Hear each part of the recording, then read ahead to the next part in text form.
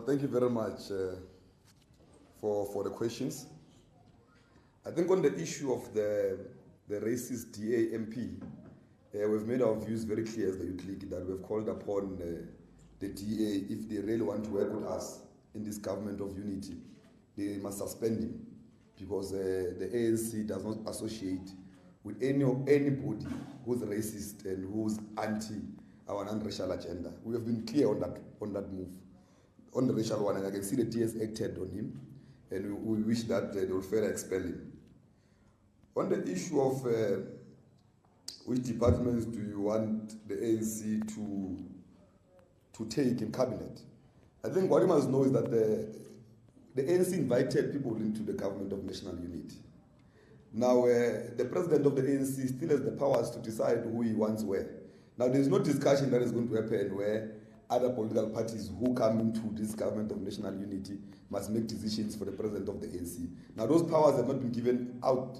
Those are the powers of the president of the ANC, who is the president of the country now. Now, on that one, obviously, we will be giving the president that responsibility to appoint. On the issue of the deputy president being attacked by the DA, the policy of the ANC says that those that have been charged, they must step aside. The deputy president of the ANC is not charged by anybody. Now, if the DA says that I've got enough evidence, they must allow the law institutions to take its course. We can't be told by them that our deputy president is corrupt when institutions of the state have not charged him. Now, on that one is clear. The ANC policies will act if the deputy president of the ANC is charged of corruption. Until then, he still remains the deputy president of the ANC, and we know that he might also be appointed as the deputy president of the country, because that's how the ANC operates. On the issue of left parties, in South Africa, there's only one left party, the Communist Party. I've been repeating that. There's no any other left party.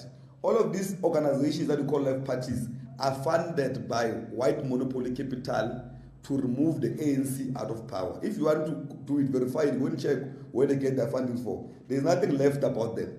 They are organizations that are funded to erode the base of the ANC and to take the ANC out of power so that they reverse the gains of freedom.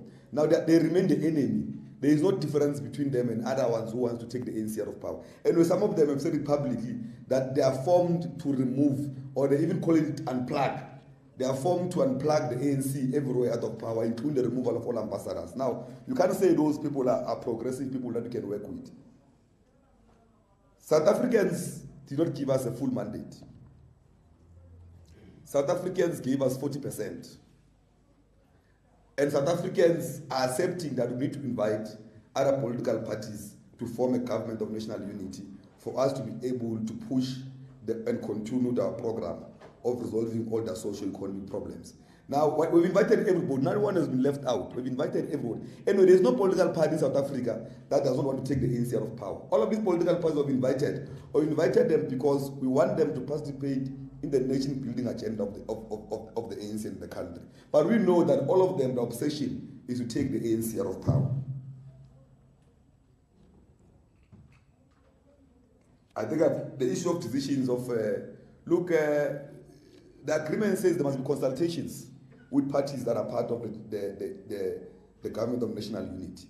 Now, consultation means that even when the ANC has got majority, it consults COSATU, it consults the SSCP, it consults the Youth League, it consults the Women's League. The president of the ANC, before he appoints cabinets or anything, he always consults. Now, it will not be something new. Now that we've been joined by other political parties, he'll always consult them. But consultation doesn't mean they make decisions for him. It means that he consult them. If they convince him, he'll make decisions that they want. If not, he'll make decisions that he believes that are good for the country. What should the ANC do to win elections? All the ANC must do to win elections is to deploy public servants who will deliver services to our people. We went to these elections with a high level of unemployment. It was a disaster already. That's why as the Youth League, we've declared unemployment a disaster in South Africa.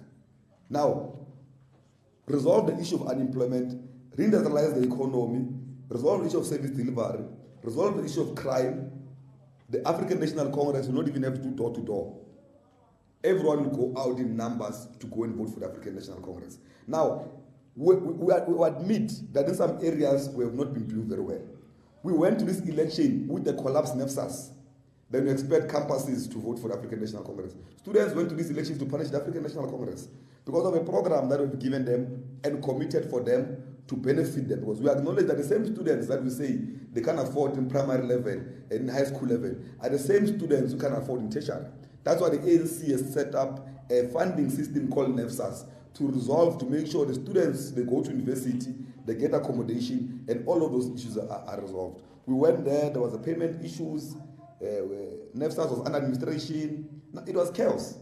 And if we improve also those areas, a lot of these young people in campuses will continue to vote for the African National Congress, because when NEFSAS works, they do vote for the African National Congress. On stale hazing, demand not settling for less is not his decision to make.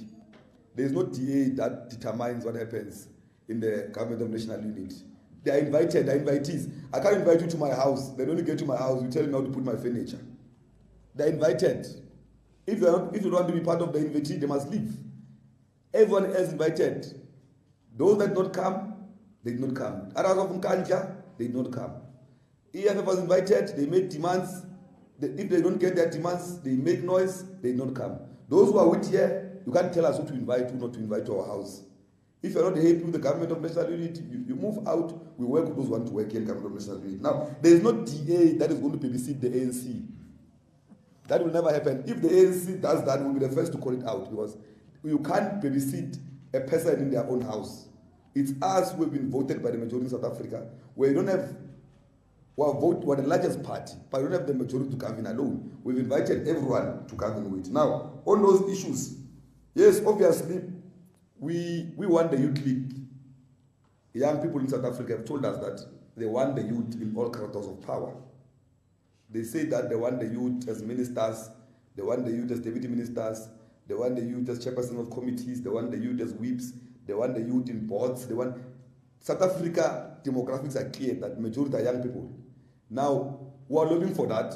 We're not happy with what happened in KZN.